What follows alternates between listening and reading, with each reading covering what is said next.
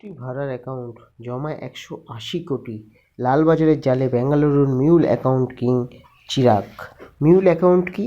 যেসব account cyber প্রতারণার উদ্দেশ্যে গ্রাহকের থেকে ভাড়া নেওয়া হয় বলে তাকে বলে মিউল অ্যাকাউন্ট। প্রতি লেনদেনের 5 কিংবা 10% কমিশন হিসেবে পান গ্রাহকরা। এইসব অ্যাকাউন্টের পাসবই ও এটিএম কার্ড থাকে প্রতারকদের কাছে। এই ধরনের অ্যাকাউন্ট তৈরিতে দরিদ্রসীমার নিচে থাকা গ্রাহকদেরই টার্গেট প্রতারকদের। কিভাবে তথ্য রক্ষণাবেক্ষণ হবে? চিরাগে 2টি হার্ড ডিস্কে মোট 18টি হিডেন ফোল্ডার, মোট 22টি এক্সেল শিটে 930টি মিউল অ্যাকাউন্টের হদিস, তাতে জমা রয়েছে 180 কোটি টাকা। কেঁচো করতে গিয়ে কেউটে নয়, এ যেন একেবারে অ্যানাকোন্ডার খোঁজ পেল কলকাতা পুলিশ। দেশ জুড়ে প্রতিনিয়ত বাড়ছে সাইবার অপরাধ। প্রতারণার মাধ্যমে হাতানো টাকা জমা রাখতে ভাড়া নেওয়া হয়েছে ব্যাঙ্ক অ্যাকাউন্ট। অনলাইন জালিয়াতি জগতের ভাষায় যাকে বলে মিউল অ্যাকাউন্ট। ব্যাঙ্ক অ্যাকাউন্ট ভাড়া চক্রের কিংপিংয়ের হদিস পেল লালবাজার। অন্ধকার সাইবার দুনিয়ার সেই মিউল অ্যাকাউন্ট কিংয়ের নাম চিরাগ কাপুর। দেশ জুড়ে তার ভাড়া নেওয়া অ্যাকাউন্টের সংখ্যা 930, সেখানে জমা রয়েছে মোট 180 কোটি টাকা। সবটাই প্রতারিতদের। বৃহস্পতিবার দেশের তথ্য প্রযুক্তি হাব বেঙ্গালুরুতে হানা দিয়ে চিরাগকে গ্রেপ্তার করেছে সাইবার থানা। ট্রানজিট রিমান্ডে শহরে নিয়ে আসা হচ্ছে তাকে। 47 লক্ষ টাকা প্রতারণার একটি মামলা তদন্তে নেমে খোঁজ মিলেছে এই মিউল অ্যাকাউন্ট কিং। এই ঘটনার সূত্রপাত গত বছর 17 জুলাই। ডিজিটাল অ্যারেস্টের শিকার হন দক্ষিণ কলকাতার এক মহিলা ব্যবসায়ীর নাম দেবশ্রী দত্ত।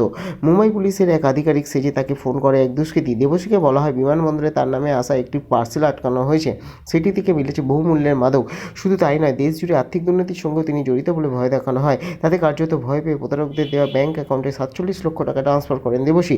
প্রতারিত হয়েছে বুঝতে পেরেই তিনি দ্বারস্থ হন লালবাজারে। তদন্তভার নেয় সাইবার থানার পুলিশ।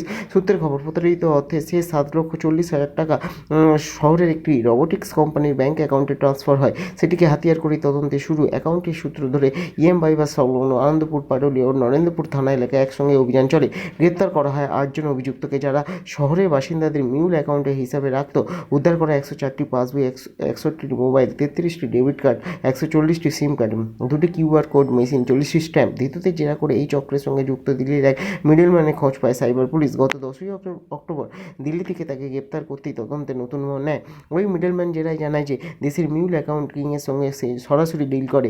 কলকাতা, দিল্লি, মুম্বাই, বেঙ্গালুরু, গুজরাট, উত্তরপ্রদেশ সর্বত্র তার মিউল অ্যাকাউন্টের নেটওয়ার্ক ছড়ানো। বেঙ্গালুরু অভিজাত আবাসনের বাসিন্দা সেই কিংপিং। সেই তথ্য পেয়ে চিরাগের ঠিকুচি কুষ্টি খুঁজে বের করেন অফিসাররা। শেষমেশ বেঙ্গালুরু এক আবাসনে বিলাসবহুল ফ্ল্যাটে হানা দিয়ে তাকে গ্রেপ্তার করা হয়। বাজেয়াপ্ত করা হয় 3টি রাউটার, 2টি হার্ড ডিস্ক, ল্যাপটপ, 4টি মোবাইল ফোন। দেশের বিভিন্ন তদন্তকারী সংস্থার কাছে চিরাগের বিরুদ্ধে প্রায় 1000 খানেক অভিযোগ জমা রয়েছে বলে সূত্রের খবর। নমস্কার।